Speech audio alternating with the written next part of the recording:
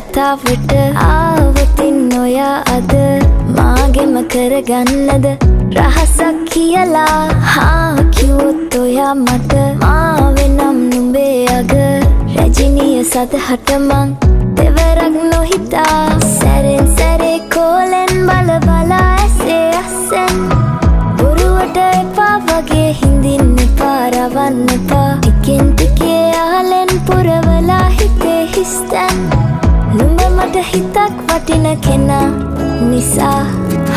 චුට්ටක් කතාවට ආවොතින් ඔයා අද මාගෙම කරගන්නද රහසක් කියලා කිව්වොත් ඔයා මට මාවෙනම් නුඹේ අග රැජිනිය සදහට මං